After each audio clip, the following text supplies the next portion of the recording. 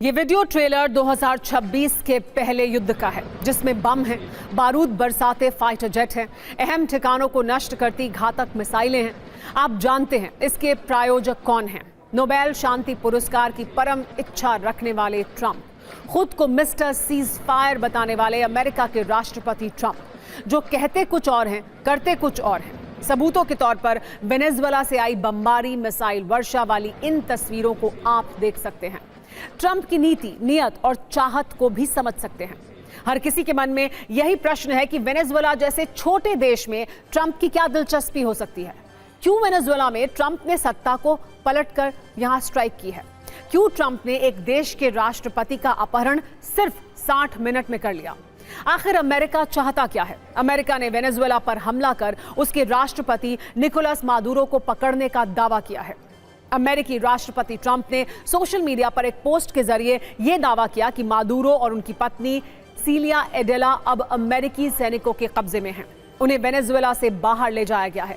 इस तस्वीर में आप देख भी सकते हैं कैसे वेनेजुएला के राष्ट्रपति अमेरिका की कैद में हैं।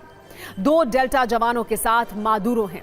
अमेरिकी सेना के जवान मादुरो का हाथ पकड़े हुए हैं। मादुरो विमान के बाहर खड़े हैं। मादुरो टेंशन में भी दिख रहे हैं।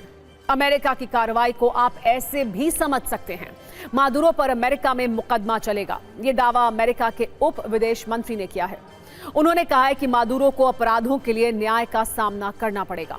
वेनेजुएला में आगे क्या होगा, कुछ भी कहना बहुत जल्दबाजी होगी। इसको लेकर कई थ्योरी हैं जो वायरल हैं, लेकिन ट्रंप ने कैसे वेनेजुएला में 3 घंटे तक भारी तबाही मचाई, आपको सत्ता की विस्फोटक वीडियो कुंजी के जरिए आइए बताते हैं।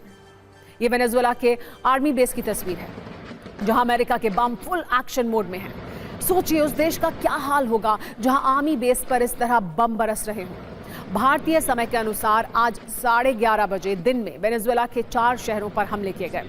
इस दौरान अमेरिकी सैनिकों ने मिलिट्री ठिकानों और खास जगहों को निशाना बनाया।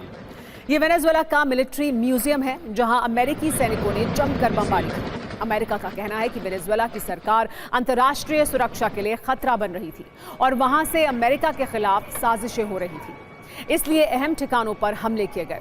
इतना ही नहीं, वेनेजुएला के रक्षा मंत्री के आवास पर हमला किया गया। अमेरिका की तैयारी पूरी थी, टारगेट लॉक था।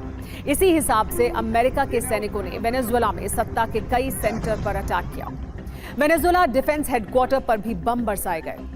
ये तस्वीर बता रही है कि अमेरिका की हिट लिस्ट में कैसे वेनेजुएला के प्रमुख स्थान थे, पावर हाउस थे, वहां का डिफेंस सिस्टम था, ताकि कोई जवाब न मिले।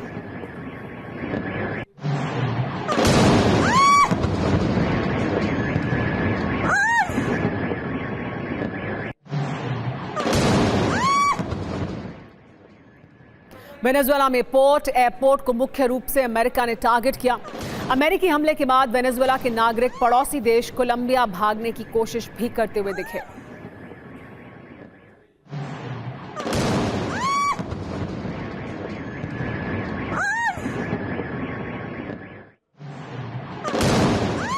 अमेरिकी समय के अनुसार हमले रात करीब 1:50 पर शुरू हुए। एक साथ कई धमाकों की खबर सामने आई। रात 2:30 बजे जमीन, आसमान और समंदर से हमले शुरू हो गए थे, जिसके आधे घंटे के बाद रात 3 बजे वेनेजुएला में अमेरिकी स्पेशल फोर्स के जवान घुसे। 3:30 बजे डेल्टा फोर्स का स्पेशल ऑपरेशन शुरू हुआ। 4 बजते बजते वेनेजुएला में इमरजेंसी का ऐलान कर दिया गया। 4:30 बजे मादुरो के बंकर में छिपने की खबर सामने आई। सुबह 5 बजे मादुरो और उनकी पत्नी का अपहरण कर लिया गया। अमेरिका ने वेनेजुएला के कई ठिकानों पर सरप्राइज अटैक किया।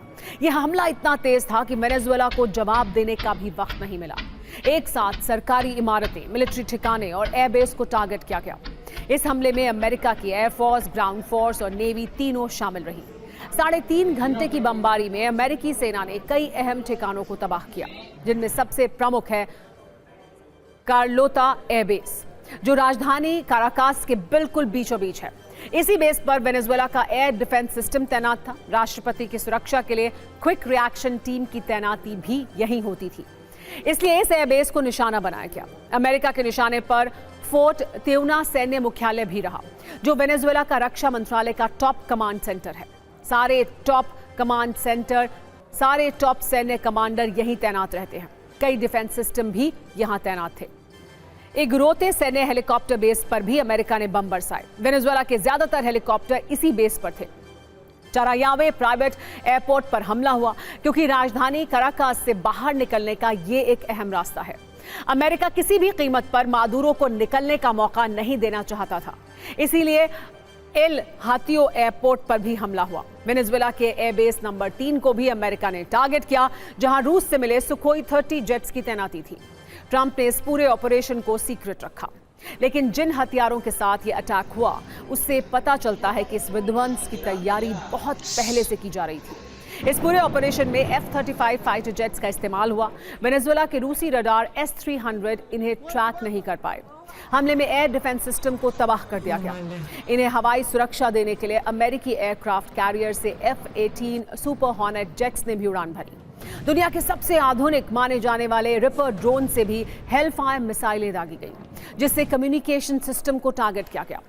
ब्लैक हॉक हेलीकॉप्टर्स के जरिए रॉकेट और मशीन गन से जमीनी ठिकानों पर हमला किया गया। अपाचे अटैक हेलीकॉप्टर्स ने कम ऊंचाई पर उड़कर वेनेजुएला की जमीनी सेना और बख्तरबंद गाड़ियों को अपना निशाना बनाया। वहीं चिनूक हेलीकॉप्टर का इस्तेमाल कर अमेरिका की डेल्टा फोर्स वेनेजुएला में उतरी, जिसने मादुरो को पकड़ा। अमेरिकी युद्धपोत से कई टॉमहॉक क्रूज मिसाइलें दागी गईं। लेजर गाइडेड बॉम्ब गिराकर बंकरों को नष्ट किया गया। ये हमले इतने तेज और सटीक थे कि वेनेजुएला की कोई भी तैयारी उसके काम नहीं आई। इस पूरे ऑपरेशन का मकसद किसी भी तरह मादुरो को वेनेजुएला की सत्ता से बाहर करना था, जिसमें एक तरह से ट्रंप कामयाब भी रहे। ट्रंप ने इसकी जानकारी खुद एक सोशल मीडिया पोस्ट के जरिए दी। लिखा, अमेरिका ने वेनेजुएला पर एक बड़ा हमला किया है। इस हमले के बाद मादुरो और उनकी पत्नी को पकड़ लिया गया है। उन दोनों को वेनेजुएला से बाहर ले जाया गया है। ट्रंप ने कहा कि अमेरिकी सैनिकों ने ऑपरेशन के दौरान शानदार काम किया। वो अब से कुछ देर बाद इस पूरे ऑपरेशन की जानकारी मीडिया से शेयर करेंगे। हालांकि मादुरो को इस बात का एहसास था कि अमेरिका का मकसद उन्हें पकड़ना है। हमला होते ही उनकी तरफ से एक बयान जारी किया गया, जिसमें कहा गया कि अमेरिका हमारी आज़ादी छीनना चाहता है, वेनेजुएला के खनिजों पर कब्जे की कोशिश कर रहा है। इस वक्त पूरे देश को एकजुट हो जाना चाहिए। अमेरिका के इस हमले की निंदा होनी चाहिए। इसके बाद से वेनेजुएला से भी अलग अलग प्रतिक्रिया आ रही हैं। मादुरो सरकार के मंत्री अमेरिका पर उनके अपहरण का आरोप लगा रहे हैं, तो विपक्षी नेता इसके लिए ट्रंप को धन्यवाद कह रहे हैं।